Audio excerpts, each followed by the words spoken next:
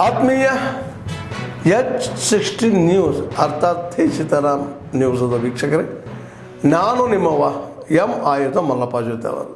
ತಾವು ಈಗ ಸುದ್ದಿಗಳ ಲೋಕಕ್ಕೆ ಎಂಟ್ರಿ ಹೊಡಿತಾ ಇದ್ದೀರಿ.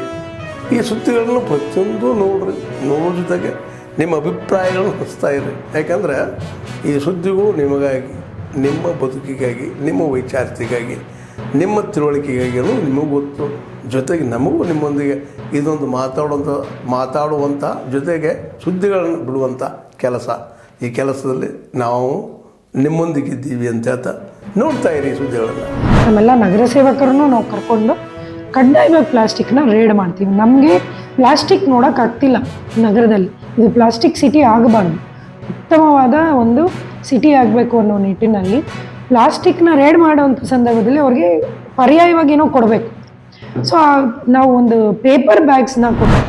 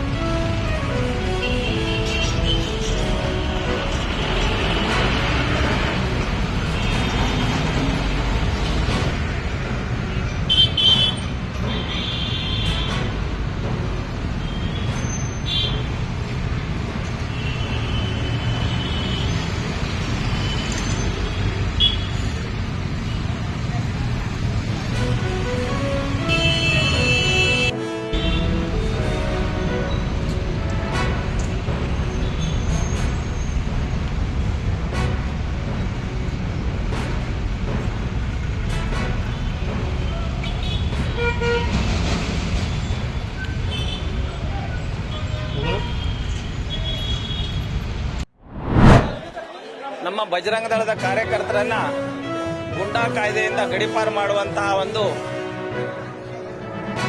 ಒತ್ತಡವನ್ನ ಸರ್ಕಾರದ ಏನು ಇವತ್ತಿನ ಕಾಂಗ್ರೆಸ್ ಸರ್ಕಾರ ಇದೆ ಅದು ಒತ್ತಡ ತಂದ ಪರಿಣಾಮವಾಗಿ ಪೊಲೀಸರು ಅನವಶ್ಯಕವಾಗಿ ಅವರ ಮೇಲೆ ಕಾನೂನು ಕ್ರಮ ಕೈಗೊಂಡಿದ್ದಾರೆ. ಅದಕ್ಕಾಗಿ ಬಹುದೊಡ್ಡ ಪ್ರಮಾಣದಲ್ಲಿ ನೂರಾರು ಸಂಖ್ಯೆಯಲ್ಲಿ ಬಜರಂಗ ದಳದ ಕಾರ್ಯಕರ್ತರಿಂದ ನಾವು ಪ್ರತಿಭಟನೆ ಮಾಡಿದ್ದೀವಿ. ಅವರು ಕಾನೂನಾತ್ಮಕವಾಗಿ ನಾವು ಉತ್ತರ ಕೊಡ್ತೇನೆ ಅಂತ ಹೇಳಿದ್ದಾರೆ. ನಾವು ಅದಕ್ಕೆ ಕಾನೂನಾತ್ಮಕವಾಗಿ ಉತ್ತರ ಕೊಡ್ತೀವಿ. ಇನ್ನು ಮುಂದೆ ಇವತ್ತು ನಮ್ಮ ಬೆಳಗಾವಿನಲ್ಲಿ ಬೇಕಾದಷ್ಟು ಬೇರೆ ಬೇರೆ ರೀತಿಯ ದರೋಡೆ ಮಾಡಿದವರಿದ್ದಾರೆ, ಕೂನ್ ಮಾಡಿದವರಿದ್ದಾರೆ. ಅಂಥವ್ರನ್ನೆಲ್ಲ ಬಿಟ್ಟು ಬಜರಂಗ ದಳ ಕಾರ್ಯಕರ್ತರ ಮೇಲೆ ಈ ರೀತಿ ಬಹುದೊಡ್ಡ ಪ್ರಮಾಣದಲ್ಲಿ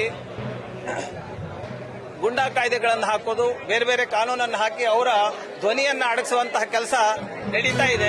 ಅದನ್ನ ನಾವು ಬಲವಾಗಿ ವಿರೋಧಿಸ್ತೀವಿ. ಇನ್ನು ಮುಂದೆ ಯಾವುದೇ ರೀತಿಯಿಂದ ನಮ್ಮ ಬಜರಂಗ ದಳದ ಕಾರ್ಯಕರ್ತರು ಹೆದರುವಂತ ಅವಶ್ಯಕತೆ ಇಲ್ಲ. ನಾವು ನಿಮ್ಮ ಹಿಂದಿದ್ದೀವಿ ಹೇಳುವಂತಹ ಒಂದು ಕರೆಯನ್ನ ನಾವು ಕೊಡ್ತೀವಿ. ಇಂತಹ ಸಂದರ್ಭ ಬಂದಾಗ ಮನೆ ಬಿಟ್ಟು ಹೊರಗೆ ಬರಬೇಕು, ಒಂದು ನಾವು ನ್ಯಾಯಕ್ಕಾಗಿ ಮಾಡಬೇಕು.